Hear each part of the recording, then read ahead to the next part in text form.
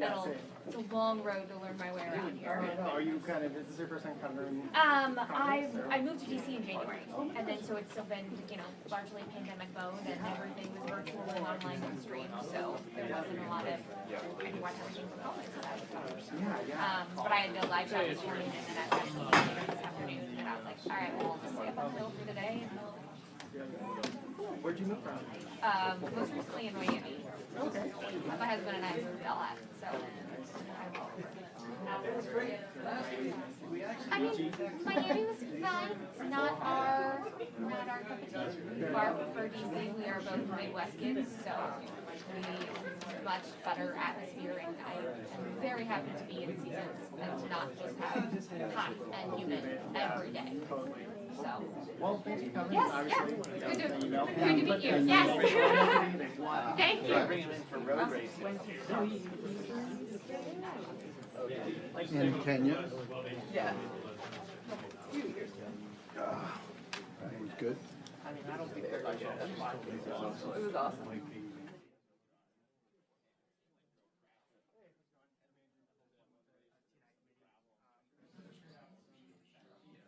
Highlights, if that's helpful. Great. Thank you so much. Sure. How's it going? Good, how are you? A little busy, huh? A little busy. It's a big day. It's a great day to be Oh, it's the same thing. Okay, Yeah, it's cool.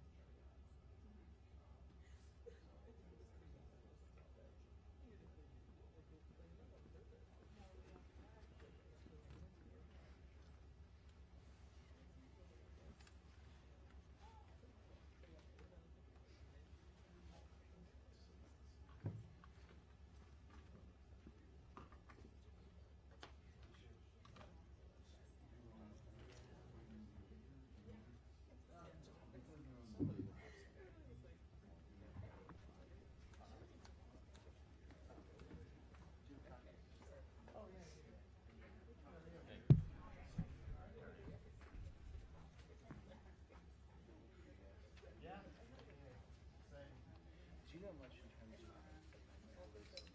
startup. I think that's the factors that might be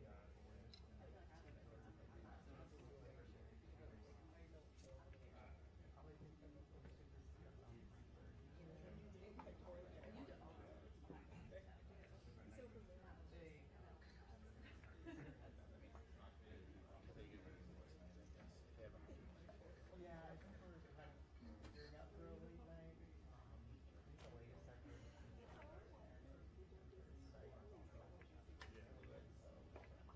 and I guess some just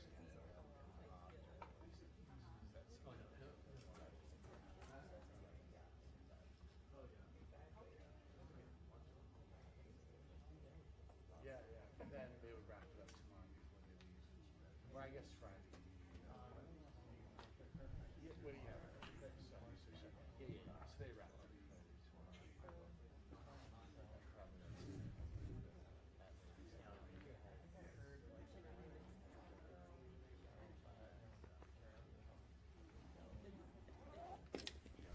tomorrow. That's really helpful because I'm actually two like reporters who are more expert on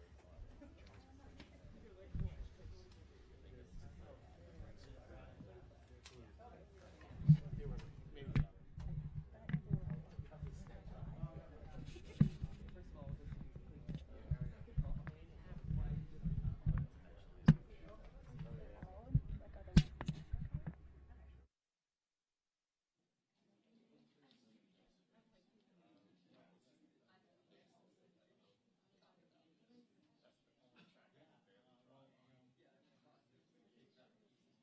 Eric.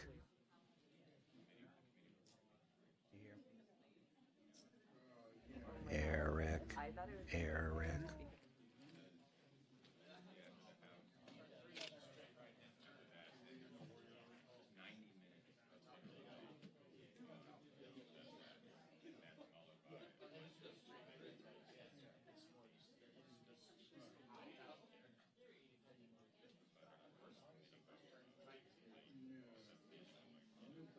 I honestly thought they looked around and did it the other way.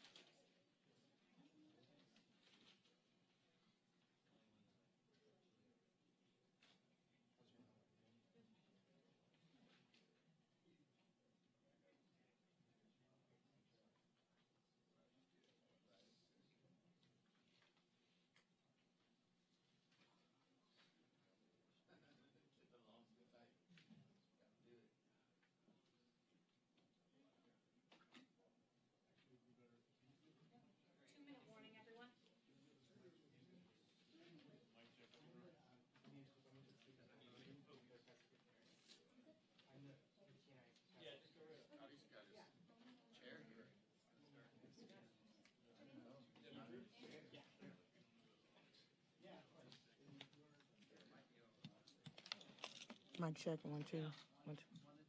1 to 10. 1, 2, 3, 4, 5, 6, 7, 8, 9, 10.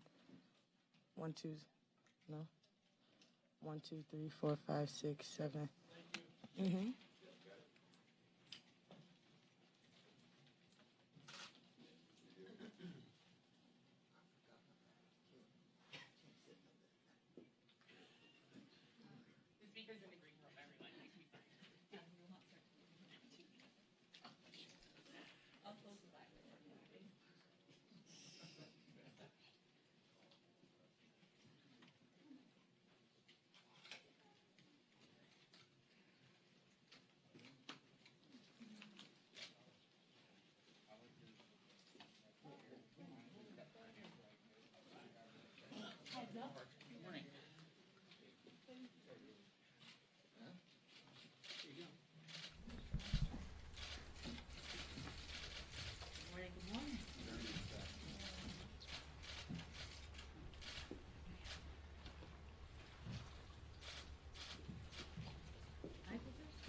Oh my goodness. I was here to salute the chairman of the Transportation Infrastructure Committee, Chairman Peter DeFazio. Because of his leadership, we are bringing a bill to the floor today that not only builds the infrastructure of America, but helps to rebuild the middle class. It does so in a transformative way, and you'll hear about it from our colleagues here. And in doing so, it does so with equity. That's what I'm so proud of in the bill. It puts equity front and center, benefits targeted underserved communities, communities of color, rural communities, and regions with persistent poverty, in addition to everything else. It's called the Invest in America Act, a strong jobs-creating package that seizes the once-in-a-century opportunity to rebuild America's infrastructure. Thanks to our chairman, Mr. DeFazio, who has decades of experience in all of this, and in doing so in a bipartisan way.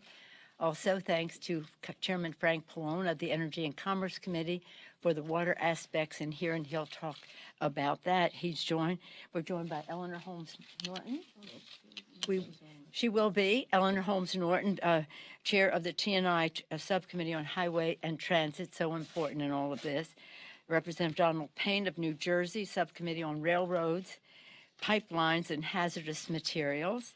Sharice Davids, Vice Chair of the newish member of Congress, effective from the start, Vice Chair of the Transportation and Infrastructure Committee. Paul Tonko, Chair of Energy and Commerce Subcommittee on Environment and Climate Change. Thank you for your leadership. And not with us, but with us in terms of developing the policy, Grace Napolitano of California, who's been really a champion on water resources, and she's on the Water Resources and Transportation Subcommittee.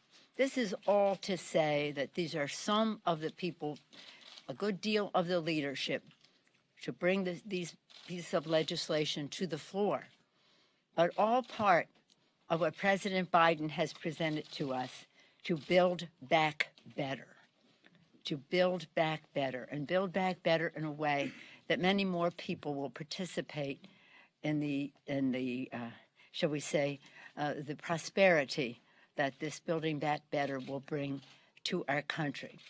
And so, without further ado, it is my pleasure, honor, privilege to yield to the distinguished chair of the Transportation and Infrastructure Committee, with recognition of his years of service there, his understanding that to build back better, we have to do so with a responsibility to our children, to save the planet, to do so with equity as we create good paying, I'll use a four-letter word, jobs, jobs, jobs, jobs. Mr. Chairman. Thank you, Madam Speaker. Everybody always wonders about my socks. Today, I got my Route 66 socks. That's nostalgic. It was a great time in America. It was when we began the Eisenhower program to join the country together with the National Highway System. It was built as the National Defense Highway System because of fear of invasion by Russia to move military equipment, and because of fear of nuclear war to evacuate the cities. We have a new existential challenge, which is climate change. And as we move into the 21st century and we rebuild our infrastructure, this is time to transform the way the system works and rebuild it with materials that are resilient, rebuild it in anticipation of sea level rise, severe weather events, heat waves in the Northwest. We had pavement melting, cables supplying the streetcars melting this last week. Pretty extraordinary, unprecedented. So we have to rebuild in ways that we never even thought about before. It's going to be expensive, but the good news is it is going to create millions of good-paying jobs. Let me talk about the smaller part of the bill first, wastewater. I was meeting with the laborers, and they were still kind of upset about canceling the XL pipeline, the most destructive form of energy possible, tar sands. And they said that was 8,000 or 10,000 jobs. I said, well, I'm putting $5 billion a year into wastewater, and every billion creates 20,000 jobs. That's 100,000 jobs a year for your people and other people in construction and other trades. And they're like, wow, that sounds pretty good. I'm talking IBW, and I said, they're concerned about, well, this is awful green. I said, yeah, we're going to electrify the National Highway Network. The largest single source of fossil pollution is transportation in this country. But the world is moving to electric. The corporations in America are moving to electric, but we're stuck in the past. Fred Smith testify, making the business case. Fred Smith, FedEx, he's going all electric. I drove an electric semi, an 80,000-pound semi, about a month ago. They're incredible. They're coming. There's no single place in America outside of a fleet charging station to charge one of those. GM is going all electric. So we can either let China capture another market from us, the future of transportation in EVs and AVs, autonomous vehicles, or we can compete. In fact, we can lead again, like we did in the 60s and the 70s, when our infrastructure was the envy of the world. We were number one. We're now number 13 and falling fast. We're investing 0.5% of our GDP in infrastructure. China's investing 6%. Our other competitor nations are investing between 3 and 4%. We cannot afford to be absent from this debate anymore. States are trying to do it on their own. They can't do it on their own. This is a federal system. It's a federal problem. It's international competitiveness. It's jobs. It's manufacturing. So we need to make these investments. In the surface bill, we are going to increase transit by 140%, and we're going to make states look at alternatives to more and more lanes of highways. We built 25,000 miles of highways, 35,000, sorry, in 100 largest cities in the last 20 years, and guess what? Congestion is 6 times worse. That is not the solution. So we're going to make states look at alternatives, rail, transit, microtransit, all the other things that can work. We're going to deal with our bridge problem. 47,000 bridges in this country on the national highway system are in need of substantial repair or replacement. We have a massive new bridge program here. We also have one targeted toward the most economically significant bridges in America. I might mention the Brent Spence Bridge from Kentucky to Ohio, which will probably have to close in 8 years, and it takes about 8 years to build a bridge of that size. So that's one of only many major projects around the country that are going begging. The tunnels under the river, which are going to ultimately fail and cut off rail traffic, or even that's 20th century technology. We're living off 18th century, 19th century engineering. The critical rail tunnel under Baltimore was built in 1872. It's brick. I've been in it. It's raining inside because of leaking water mains above. It's not going to last. And it also has a huge curve and restricts traffic and speeds. We have to do these things. We have to do these things for the American people to get them out of congestion, so that they don't have to, get car repairs because of potholes. We have to do it for American business so that their trucks aren't sitting in traffic and costing them money and avoiding just-in-time delivery. We have to do it for our international competitiveness. This is the moment. We have to be bold, and this is the bill.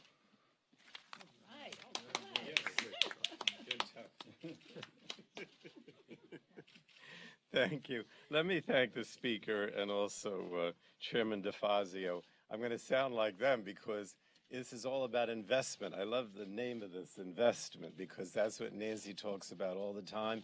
And what Peter said is absolutely true. In other words, if you don't make these investments, whether it's transportation or it's water, what I'm going to talk about, then you just get behind and everything falls apart. And the bottom line is that the states and the towns need help. I was with Don Payne last, Monday.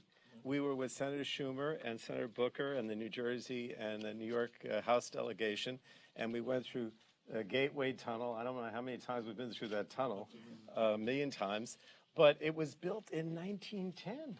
We're talking about 1910, over 100 years ago, and it's falling apart. And when we had Superstorm Sandy, it flooded, what'd they say, up to 4 feet. But the same is true for our drinking water. Everyone's familiar with Flint. You guys have covered Flint and the problems. Newark, New Jersey, the same thing. These places just need money. About a year or two ago in the last session, we passed a bill that allowed Newark to use federal money that was for other purposes to realign it so they could address their pipes and rebuild their drinking water underground system. And now the mayor said it's almost done, right? It's a question of money. It's a question of investment. That's what it really is. So on the drinking water side from the Energy and Commerce Committee, there's basically 2 bills that are incorporated into this title with the Surface Transportation Act for this Investment Act. One is the infrastructure. That's from Paul Tonko. And this very much goes along with the President Biden's plan. It's $105 billion. About half of that goes to replace the lead pipes across the country, which is what President Biden has been talking about. The other half is for augmenting the safe drinking water, the revolving fund that goes to the states. And then we have, I think, $5 billion to address PFAS contamination. But this bill, the Tonko bill, goes beyond that. It establishes water quality standards. Those standards have not kept up, and under the Trump administration, he was really trying to kill them. So now we're going to have better water quality standards. And then the second bill, which is part of this, is from Lisa Blunt Rochester, and this is the assistance program for people of low income. As some of you know, I was either in the Omnibus or the American Rescue Plan. We established an assistance program to help you pay your water bills. During the pandemic, a lot of people fell behind in their water bills. So it wipes out their debt for their water bills. It has a 5-year moratorium on shutoffs, and then it continues and makes permanent this assistance program for safe drinking water, which I think you also have one for wastewater too.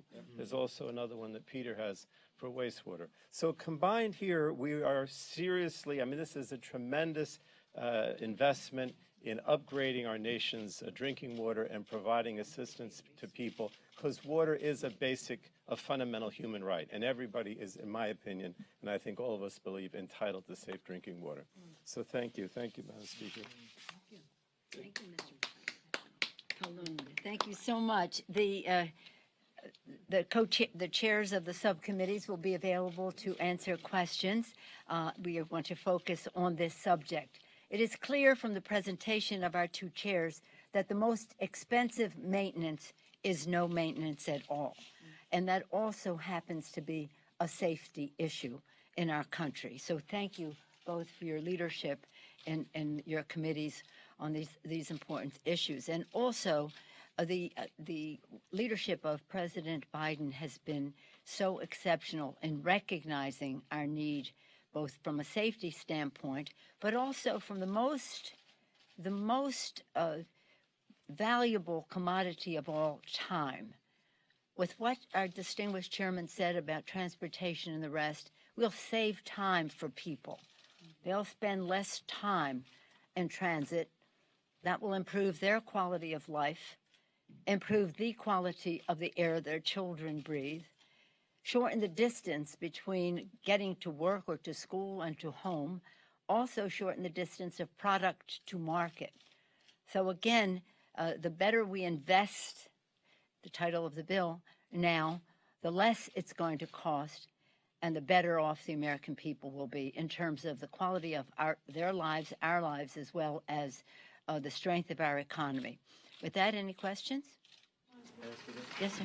Could you, actually, it's probably for Chairman DeFazio, could you just walk us through how, once this bill passes, how it meshes or would mesh with the Senate bipartisan infrastructure deal, whether there has to be another bill that passes the Senate, or just walk us through it.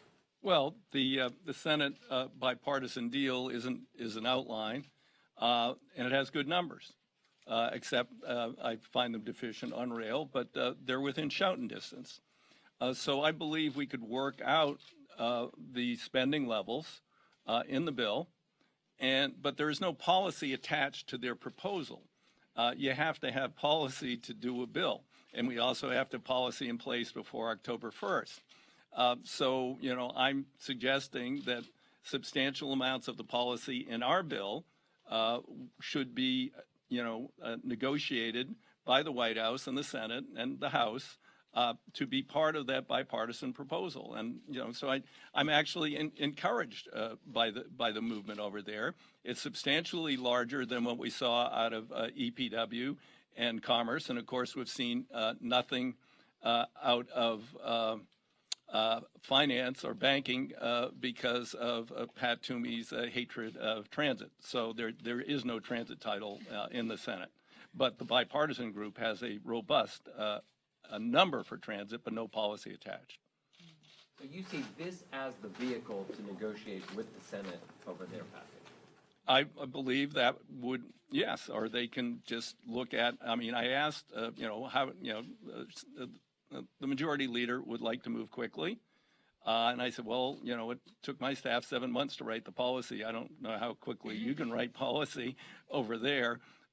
So I would suggest that you look at our policies and we adopt significant portions of those and perhaps some of what came out of Commerce and some of what came out of EPW.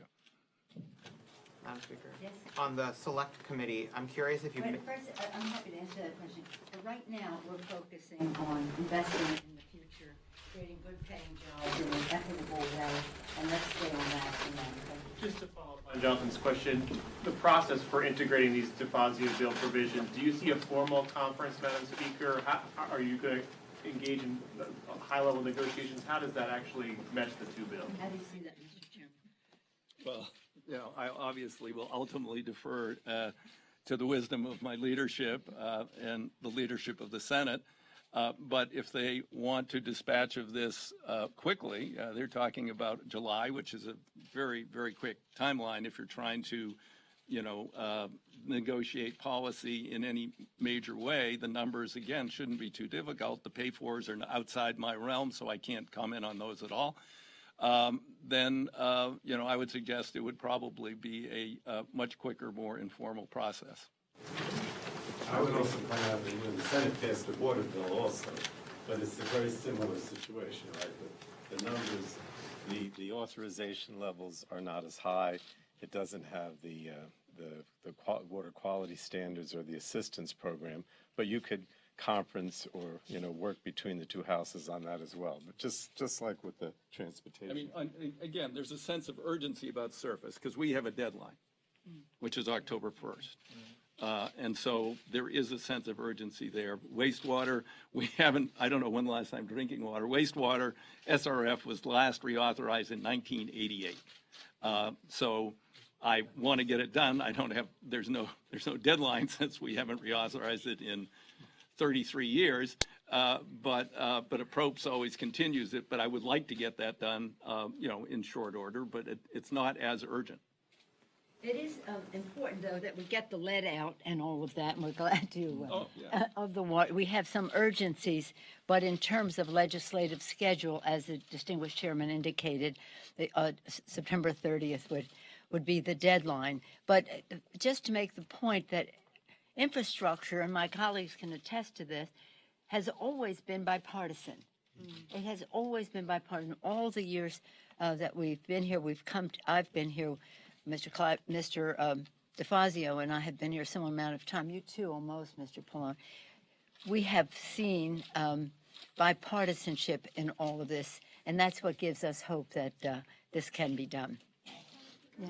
On infrastructure, can I ask? No, infrastructure. Infrastructure, yeah. Right, infrastructure question. I'm curious if any of you on the stage have thoughts on the $6 trillion top line proposed in reconciliation, and if you can weigh in also between that and the $4 trillion price tag that President Biden. That's a different subject. That's not an infrastructure subject. That's a budget question, and we will see what the needs are. We will see what we can offset. We'll come up with a number, but that's not necessarily an infrastructure question. I have a question about the assistance program. Is there any more, can you give some more information about that? Like, is this an $8 billion that would be replenished at some point? And what kind of, how would you qualify for it? The water assistance program? Yeah, that's sort of like LIHEAP for water. It's very similar to LIHEAP, and we do have it in place now during the COVID emergency, but this would make it permanent. And it's the amount of the level of eligibility, poverty level, whatever, depends on the state. So it varies from state to state, just like the LIHEAP program. But the one thing, and this is where a lot of the Michigan delegation were involved, a lot of people have debt. In other words, that because of the moratorium during the COVID period, they've collected debt. This wipes out their debt, and then it has a 5-year no shutoffs, and then an assistance program. But once your debt's wiped out, then you're going to have to pay. Otherwise, you're going to ring up debt again and owe more. But it's very practically oriented to try to help people who suffered during the COVID. Can I just say something? Let me, sometimes small examples. I had a neighbor just down the street from me. Her husband died. She wasn't able to work, 2 kids, and she couldn't pay her water bills and electric bills, and she went into default on her mortgage. She ultimately lost her house, but she had nowhere to go with the kids, and they lived there for a while with no electricity, no water, and no sewer. Now, sewer is obviously a public health concern. Water, I think, should be clean drinking water, should be a public, a right. Electricity obviously is, beyond our realm. But I mean, I'm sure that story is repeated hundreds of thousands, millions of times across America. People, who are losing their house, who can't afford to pay those bills, but they're staying there without things that are absolutely necessary for the health of themselves and their kids. That shouldn't happen. Mr. Chairman, could you just explain for the benefit of those who may not know what LIHEAP is? Yeah, the Low-Income Energy Assistance Program. It's been around for decades. And it's oriented toward, for the north, for the winter, for heating, and to the south, for the summer, for air conditioning. And obviously now apparently we need air conditioning in the north too, but we don't yet. I mean, 2/3 of the people in Portland don't even have it, let alone. So it has been a program that is always oversubscribed. When my county puts out requests, Lane County, every year at the beginning of the year, they're oversubscribed by the end of January for people applying to this. But what it does is it helps those people pay their electric bills, and that way, they don't get into shutoffs. And I have a public utility, and the public utility doesn't have to bear all of the burden of the payments that they can't make. So it's a shared benefit for the community. It's a good investment by taxpayers. So just to clarify, this would replace the LIHEAP with No, two new these are programs? It's an addition. It's modeled on it. These are modeled on it. One's for drinking water and one's for wastewater. They're modeled on LIHEAP. Yeah, yes, ma'am. Well, if you're ready to move on to the select committee, I did want to ask a question on infrastructure as well, but just to clarify, kind of getting back to the process, even though you're voting on this package this week, Madam Speaker, can you just clarify, is it still your position that you will not vote on a bipartisan package or reconciliation package until the Senate does it first? And then secondly, on the select committee, I know you're considering putting a... Let's just stay on the subject that is here. Let's stay focused. The statement that I made, yes, that is a statement I stand by. Our caucus is very, very pleased with the bipartisan agreement that the president was able to achieve working with Democrats and Republicans in the Senate. As the distinguished chairman mentioned, there are many good features to it, but not in terms of numbers, but not policy. What I said last week, and I reiterate now, is that in the House of Representatives, that particular version, as it is something that we would take up once we see what the budget parameters are of the budget bill that the Senate will pass. Yeah, that's right. Can I follow up on this? One more on this subject, anyone?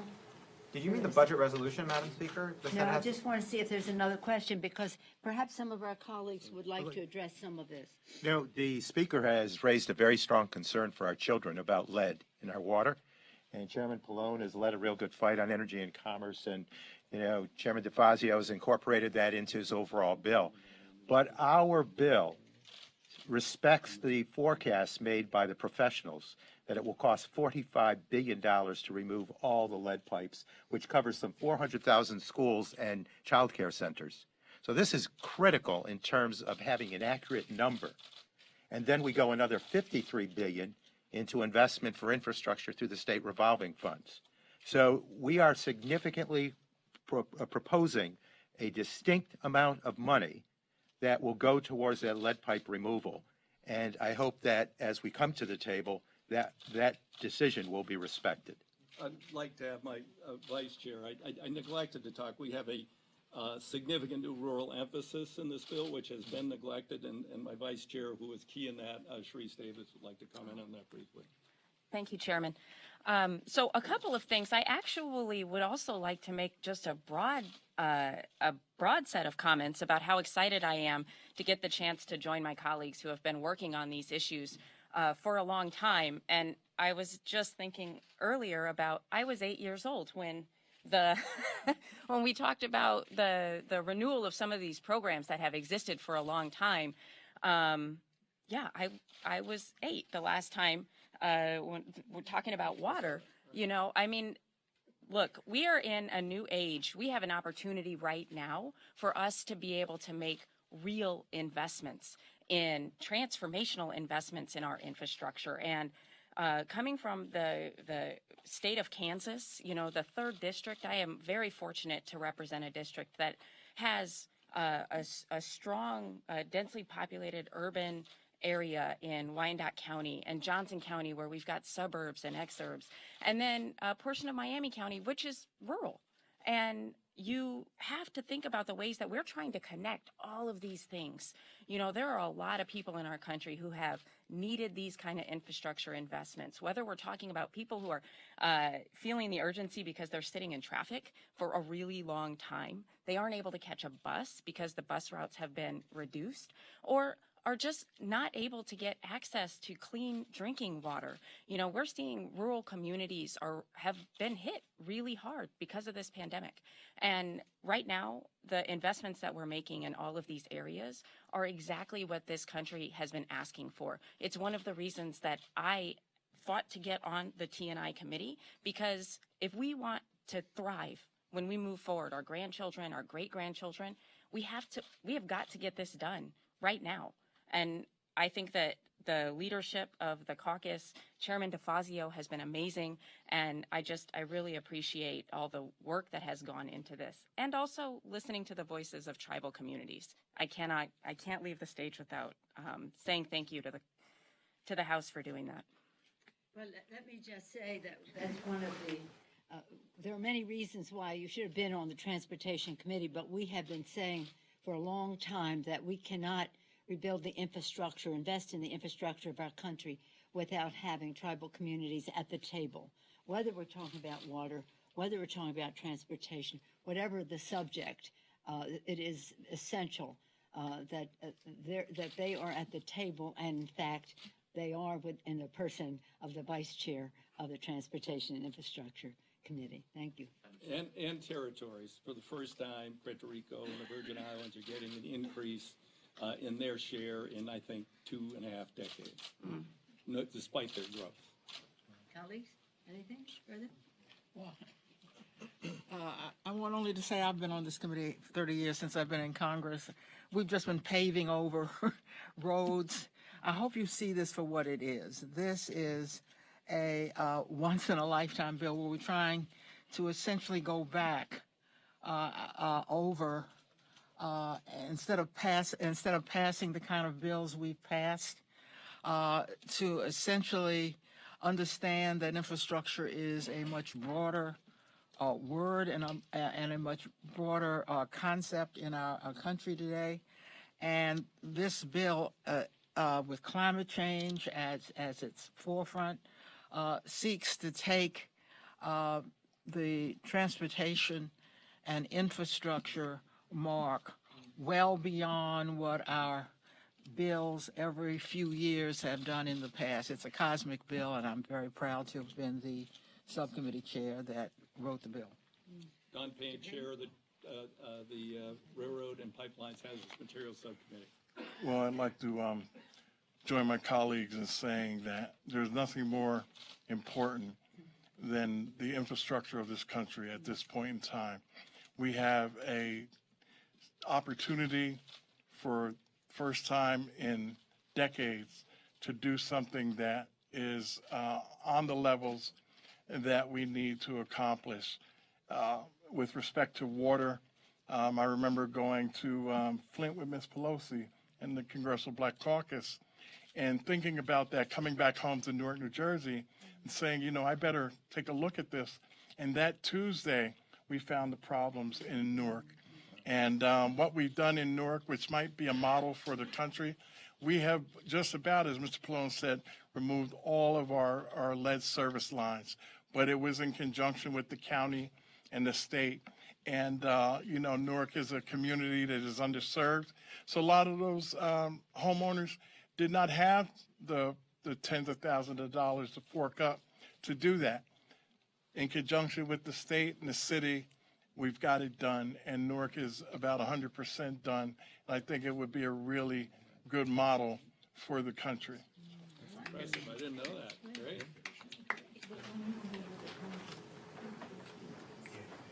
I was just confirming with Mr. Pallone, that Chairman Pallone, that when he and others went under the tunnel with Chuck Schumer, you were with Secretary Buttigieg, and they've made this a priority in the administration as well.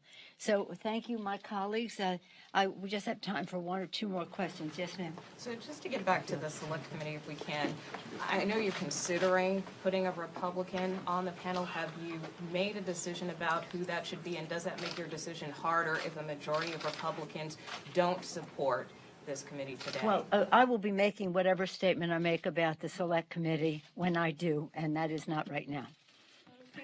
Last question. Just to follow up on that, is there, what are you seeking in your appointments for this committee, and are there any non-starters on the Republican side that you would refuse to appoint? As I said to the distinguished questioner earlier, when I make the statement, I'll make the statement, but what we are seeking is the truth. Thank you all very much. Thank you.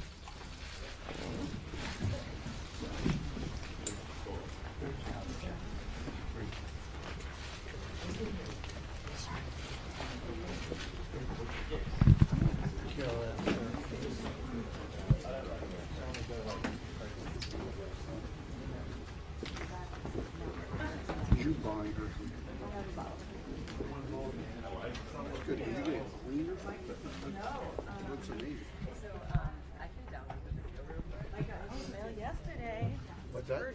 Mike just got his ring in the mail yesterday. What, the wedding ring?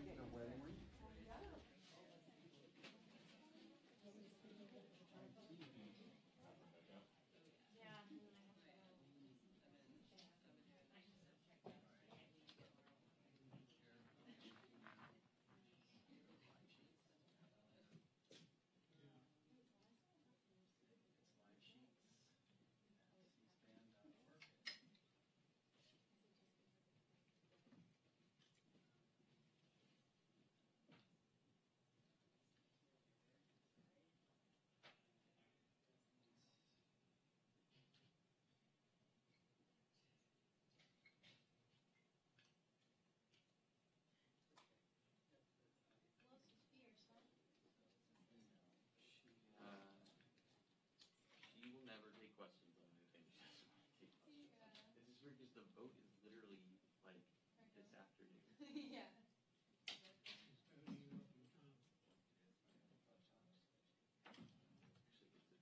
So it's live sheets at cspan.org.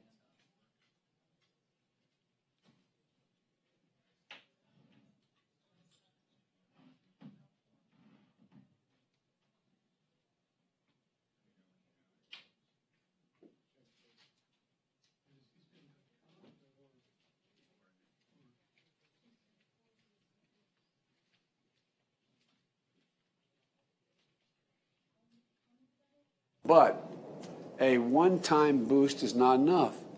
These courageous women and men take an incredible risk of running toward the fire, and they deserve to be paid and paid good wages. You know that old expression, God made man, then he made a few firefighters? Well, it's true. They're incredible. I've spent a lot of time, my whole career with them. So we're going to work with Congress. I know many of your senators and representatives have been working hard on this to permanently get federal firefighters a better deal, including improvements in their compensation, their benefits, and their work-life balance. The federal government is also offering funding, when governors requested, to train and equip National Guard members so they're ready to provide a surge of firefighting capacity. You know, one of the things I learned over the years, being so deeply involved with the firefighters, the only thing that saves a firefighter's life is another firefighter. That's the single most consequential thing. And you know, one of the hardest speeches I've ever had to make, and we've all made difficult speeches, was at the funeral of the 19 Granite Mountain hotshot firefighters when the Prescott, Arizona Fire Department got clobbered. That tragedy happened 8 years ago today. That's the reason I mention it. It's hard to remember of all the costs that firefighters risk when they do their job and their bravery to step up and do the job. Now, traditionally, federal firefighting has been a seasonal job. But because of the climate change, and I know you all know it, I hope your constituents know it, there is climate change. It's no longer a seasonal job. This is a year-round mission. So we made sure seasonal firefighters can stay on the job as long as they're needed this year by allowing them to work beyond their term. And for next year, we're working to make more of those positions permanent positions. So that when fires aren't burning, we have a workforce of experienced hands, enhancing our forest management, reducing the risk of future fire in the future fire season. Second thing, we are harnessing new tools and technologies to better identify and respond before new fires grow into large, uncontrolled conflagrations. So, for example, the National Oceanic and Atmospheric Administration, NOAA, has satellite technology that is able to see from space when new fires start while they're still small, even as small as the size of your dining room table. Similarly, the Department of Energy has a sensor array computer analysis capability that can detect in real time the lightning strikes that might set off a blaze. And we're going to use those tools to identify fires that start in remote places and share that information so the firefighters on the ground can respond immediately before fires spread out of control. I know that's not a full answer, but it's real. It will improve things. We're also going to make sure that the people have the information to better protect themselves and their families from smoke and fire risks. This will include launching a new app from EPA so individuals can easily access the latest information on air quality, smoke plumes, and public health guidance. Third, we also have to make investments in our future. That's why the bipartisan infrastructure framework investment of about $50 billion by so-called, anyway, I won't go into it, but a bill that's caused a little attention, infrastructure bill, is going to build resilience to extreme weather events like wildfires, $50 billion. And today, I'm announcing a $37 million federal grant to Sonoma County, California, in support of fire mitigation efforts that are underway. This grant is part of FEMA's BRIC program, Building Resilient Infrastructure in Communities. My administration doubled BRIC funding to support local efforts to strengthen resilience. And because Sonoma knows all too well the devastation wrought by fires, they were the first to apply for the mitigation funding. I encourage more communities to do so next year. And finally, I want to note that the extreme heat we're seeing in the West is not only a risk amplifier for wildfires, it's a threat in and of itself. People are hurting. It's more dangerous for kids to play outside. Roads are buckling under the heat. I need not tell all of you. We need people to check on their neighbors, especially seniors who may need a helping hand. Outdoor laborers, like our farm and construction workers, are going to need frequent water breaks and shade. I want to thank the governors and local leaders for providing information to citizens and the resources like cooling centers where people can go to get relief from the heat. And to our utility leaders, we are ready to work with you to make sure that people have access to power, including air conditioning, under these extreme demand conditions while continuing to advance our climate goals. Now, I'm eager to hear from each of you, each of the governors, as to what experience has been in your state and what we can do better to be helpful. Because this is an area where investing in prevention and preparation today is going to deliver invaluable returns tomorrow. And the federal government is going to have your backs, and that's my intention.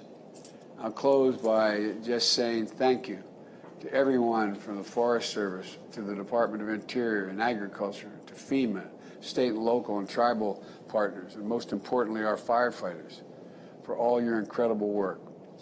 We've asked so much of the firefighters already, and I know you're going to continue to step up. I'm going to ask the Vice President Harris to say a few words, and then we'll move on. Madam Vice President. Thank you, Mr. President.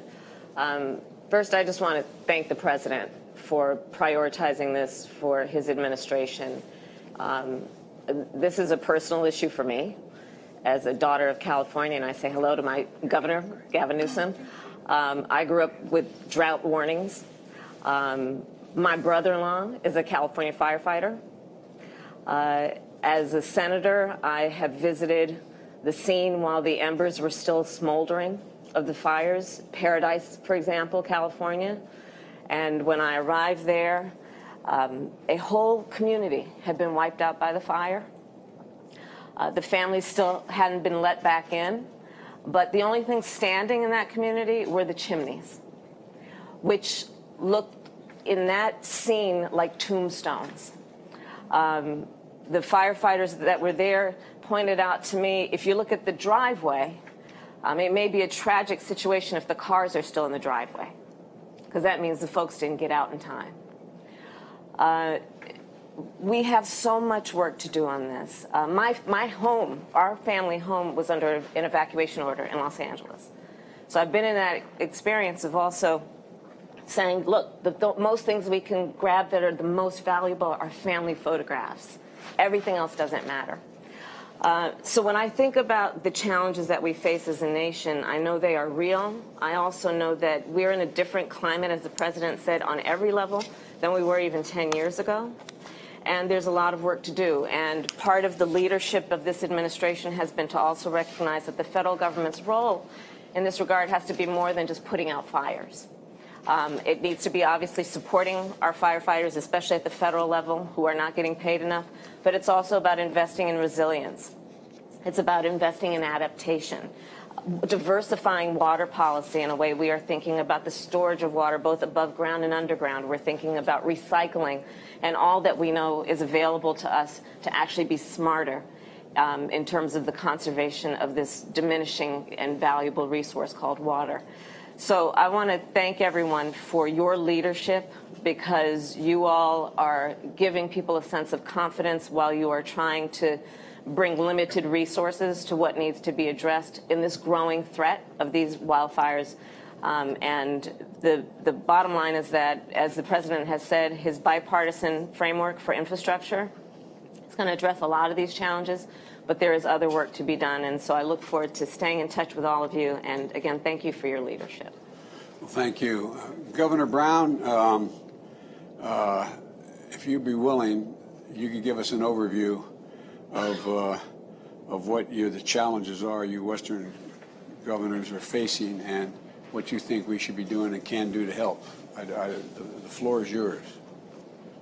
Thank you so much, Mr. President and Madam Vice President, for having us here for this incredibly important conversation.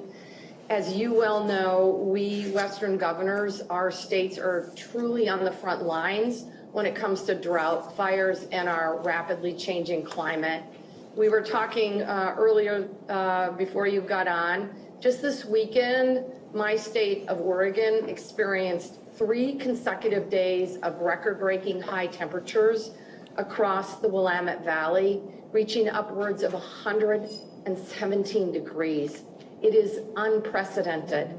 And unfortunately, it follows one of the most devastating wildfire seasons in our state's history. Last year, we had more than 2,000 fires that burned over 1 million acres. Entire communities were literally wiped off the map in minutes. We lost 9 lives, more than 4,000 homes, and nearly 2,000 other structures. As you well know, the impact on our communities and our local economies will last for years to come. Oregonians have been through a lot in the last 18 months. We've had 4 federal disaster declarations in my state since April of 2020. But what last year's fire season underscored is that most often those who can least afford the impacts are hurt the most. Our communities of color, our rural and low-income communities were disproportionately impacted. Our disaster preparedness and recovery services must be available to everyone, regardless of the language they speak, the color of their skin, their economic situation, whether they own a home or not, or their immigration status. Everyone impacted by a disaster should be eligible for FEMA assistance, including our undocumented families. It's absolutely the right thing to do. Our local communities are increasingly challenged to respond on their own to the disasters of the scales we are seeing. We've been preparing for this year's fire season by investing millions of dollars, shoring up additional resources and staffing at our Office of Emergency Management, so they then can support our local and our tribal partners. However, Mr. President, Madam Vice President, we still have a number of concerns. It includes whether there will be available wildfire and non-fire federal resources. We know as we're entering this wildfire season, our eastern counterparts are preparing for a very difficult hurricane season. And so we may not be able to rely on other regions to help out this year. And with that in mind, I do want to say thank you for approving our cost share adjustment related to our 2020 Labor Day wildfires at 100% for Oregon, treating this the same as COVID-19 and the same as what happened in Louisiana for their hurricane recovery efforts. I would also ask that federal individual assistance be approved for disaster mitigation activities for wildfire, just as FEMA recently approved for hurricanes. And then finally, and I just have to say gratefully, our Good Neighbor Authority, we have partnered with the federal government over the years to reduce wildfire risk on federal lands through collaborative processes, including prescribed burns, removing dead trees, and underbrush. With the recent passage of our state legislation, we have an opportunity to fund even more of these Good Neighbor Authority projects together. It's a win-win-win. It creates jobs, creates healthy landscapes, and reduces wildfire risk. And we have the dollars to invest now. So we look forward to partnering with you, and we are incredibly grateful, Mr. President, for your leadership. Back over to you. Well, Madam Governor, I'm not being solicitous when I say we're grateful for your leadership. I really mean it. And one of the things that I'd like to ask before we move on is what would you be looking for us to do at the federal level to strengthen this agreement to build off the lessons of, the Good Neighbor Agreement? And is there anything in particular that you've learned from last season that would add to the needs of this season? Well, you mentioned it in your remarks, Mr. President, making sure we have resources to train our National Guardsmen and women prior to fire season has been extremely helpful the last 2 fire seasons. This should be universal practice nationwide. It's incredibly helpful. We have relied on our National Guard every step of the way throughout the pandemic, and we certainly rely on them in support activities in firefighting. The other piece, and I see Chief Christensen there in terms of the Good Neighbor Authority. This has been extraordinary in our ability to put people back to work in our timber-dependent rural communities, in our ability to create healthy landscapes, and our ability to provide timber for the mills, and frankly, our ability to reduce wildfire risk. And so more resources to collaborate and provide what you described as comprehensive collective efforts to reduce wildfire risk would be extremely helpful. Well, we ought to get, not in this moment, but we ought to get, no pun intended, deeply in the weeds as to specifically what can be done. And I'd ask my appropriate cabinet members to be working with your people as to what we can do along those lines, because it seems to be self-evident that that makes a lot of sense. But we have a lot of other things to cover here, but I look to Dr. Sherwood. Are we moving? We're going to move shortly. If you want to ask any further questions of governors, or we can move with the press departing and we'll continue our discussion. Let me ask the Vice President if she has any questions, and or any cabinet member if they have any questions for the governor. What I'm interested in, it's really a follow-up to what the President asked. With each consecutive wildfire season, and they are growing in terms of the enormity, what are we learning, and how can the federal government address the challenges and the gaps that you have seen with each fire season in terms of the resources, but also the approach? And, for example, including the public education piece, including the piece that is about encouraging the private sector where appropriate to be engaged around resilience and adaptation. On the issue of water policy, what kind of resources do you need that are also preventative as well as reactive to the wildfires themselves? Governor Newsom, do you want to pick that one up? Yeah, no. Well, first, if I just may, a little indulgence, and thank you, Madam Governor and Madam Vice President. Mr. President, I've been waiting almost 4.5 years to hear a president say what you just said. It's profoundly important, every word you spoke, and I mean it. Look, it goes without saying, in California, we were engaged in a relationship with the federal government vis-a-vis the Vice President's question. It was more like sparring partners, not working partners. So we have an opportunity here to turn the page on the finger pointing and the rhetoric. We were debating raking policies, literally debating raking policies in this country in the last few years. But our eyes are wide open. By the way, I'm here in your forest, our forest, federal forest in Klamath and Siskiyou County, two of the largest wildfires that we've had year to date in this region. We were up here yesterday. Thank you, Mr. President. I didn't have to make a call to you to get the FMAG approved yesterday up here in Siskiyou County for the largest of the wildfires, the lava fire, which is a few miles away from me. But look, the hots are getting hotter. The dries are getting drier. The smash mouth realities of climate change are here, and they're here decades ahead of when we had anticipated. So across the board, we have to disabuse ourselves of the old timelines and the old frames of engagement. I mean, the seriousness of this cannot be underscored. We had last year a heat dome over the west coast of the United States, not just some of the one we're experiencing north of where I am, and Governor Brown and Inslee have experienced most acutely. But that led to 12,000 lightning strikes in 24 hours and 5 of the most destructive wildfires, 5 of the 6 largest in our history, concurrently in last year's wildfire season. We were burning up. We were choking up. We haven't just heated up.